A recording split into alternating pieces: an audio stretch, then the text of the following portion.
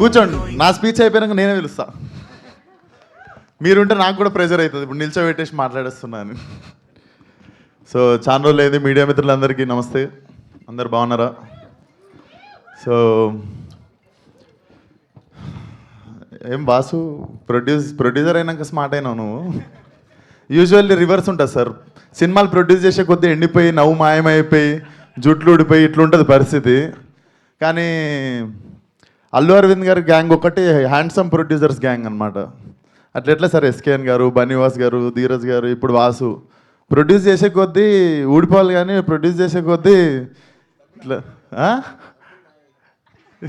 మీ చుట్టూ కూడా స్ట్రాంగ్ ఉంది కదా సార్. సో అది సార్ మొత్తానికి. అవును సార్, ఏం సార్ ఏమన్నా పగనా సార్ నేనంటే? ఎక్కడ ఆడిషన్ గీత ఆడితే నేను వచ్చిస్తా సార్, మళ్ళీ ఫస్ట్ సినిమా లెక్క ఆడిషన్ ఇస్తా సార్.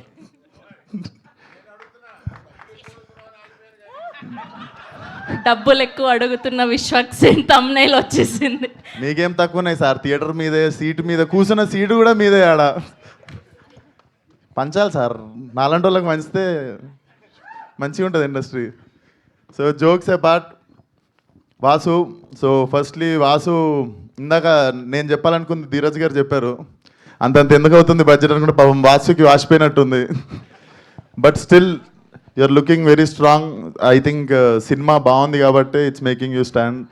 అండ్ అది చాలాసార్లు అర్థమవుతుంది, మనం తీసిన సినిమా మీద ఏం డౌట్లు లేనప్పుడు, లేదా అరే అది చేసి ఉంటే బాగుండు, ఇది చేసి ఉంటే బాగుండు అన్న ఫీలింగ్ లేనప్పుడే ఇట్లా ఒక టీమ్ కాన్ఫిడెంట్గా నిల్చొని ఉంటుంది. So all the best to the whole team.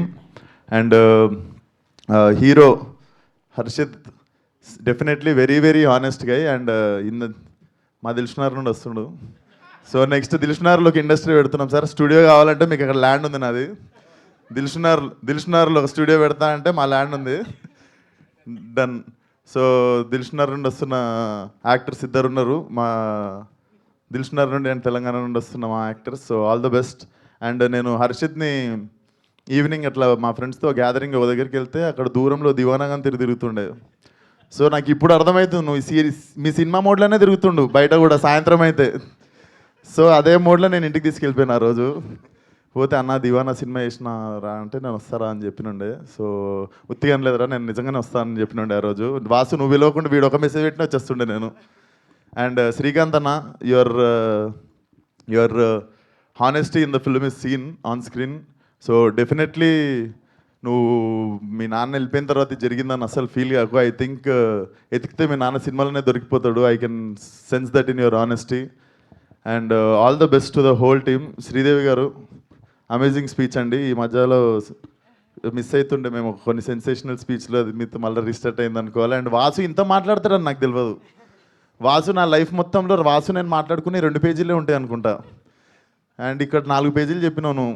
I can sense, నాకు తెలిసి వాసుకి జ్వరం వస్తుంది ఈరోజు ఇంత మాట్లాడినందుకు.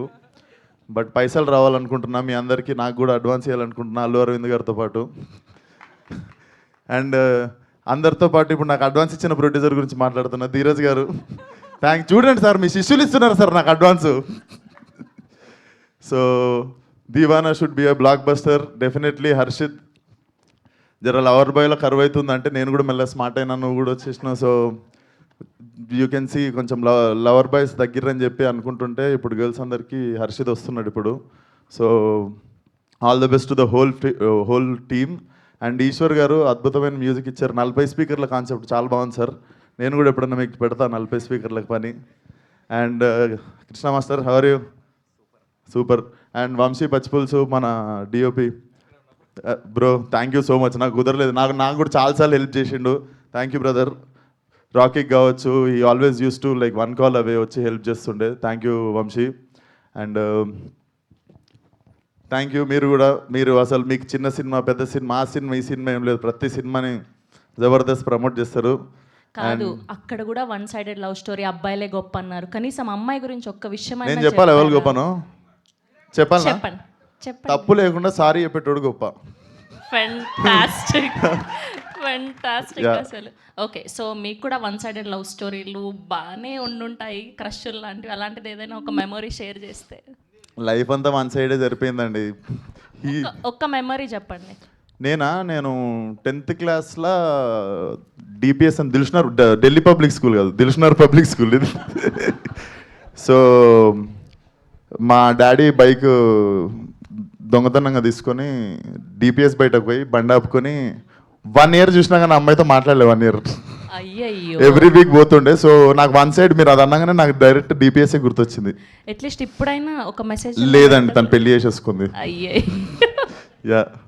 Okay thank. So and Allu Aravind గారిని స్టేజ్ మీదకి రావాల్సిందిగా కోరుకుంటున్నాను.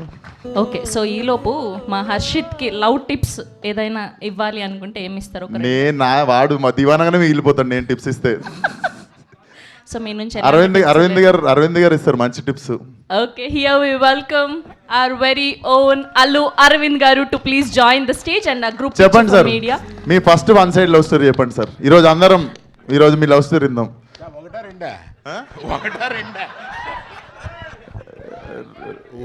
రెండోది ఇప్పటికి స్విచ్ ఆన్ ఉందా సార్?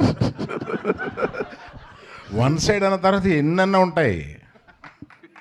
ఇప్పుడు ఒకటేనా సార్? ఇప్పుడు ఒకటే, సారీ. పర్లేదు, నా వయసుని బట్టి అడుగుతున్నాం అనుకోవట్లాగా. అంతే కదా సార్, మనం యూత్. ఇవాళ ఏముందా, ఇవాళ లవ్ బిగిన్ అవుద్ది.